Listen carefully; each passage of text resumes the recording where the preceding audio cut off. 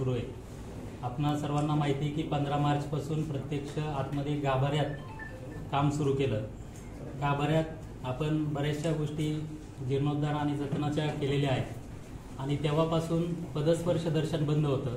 आता हे काम अंतिम टप्प्यात आलेलं आहे आणि 2 जून पासून आपण पदस्पर्श दर्शन सुरू करणार आहोत। सोळखांबीमध्ये आपले पुरातत्व विभागाची टीम आणि कॉन्ट्रॅक्टर काम करत असताना काल जे आपलं हनुमान दरवाजा आहे, हनुमान दरवाजाच्या बाजूला आपण जे काही फ्लोरिंग आहे त्याला ज्या ठिकाणी चुना निघालेला आहे त्याचं स्ट्रेंथनिंग करणे आवश्यक आहे अशी कामं करत असताना काल त्या ठिकाणी एक दगड थोडासा त्या ठिकाणी खचला आणि त्या ठिकाणी पोकळी आढळून आली।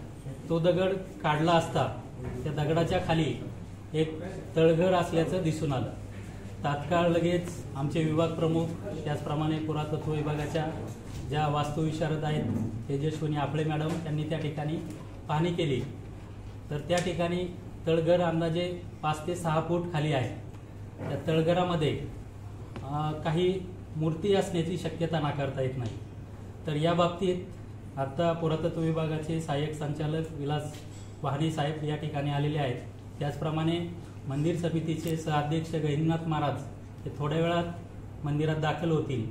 त्याचप्रमाणे या पांडुरंगाच्या मंदिराविषयी पंढरपुरातील आणि इतरच सर्वच ठिकाणचे जे माहितगार महाराज मंडळी आहेत, वारकरी संप्रदायातली आहेत, त्या सर्वांशी चर्चा करून त्या तळघर त्याच्याविषयी काही ऐतिहासिक माहिती आहे का याची सुद्धा माहिती आम्ही घेत आहोत आणि त्यानंतर या तळघरात आतमध्ये जाऊन पाहणी करायची किंवा नाही या बाबतीत मंदिर समिती त्याचप्रमाणे पुरातत्व विभाग आणि शासन त्यामध्ये निर्णय घेईल आणि त्यानंतर या तळघरामध्ये काय आहे या बाबतीत आपल्याला समजून येईल।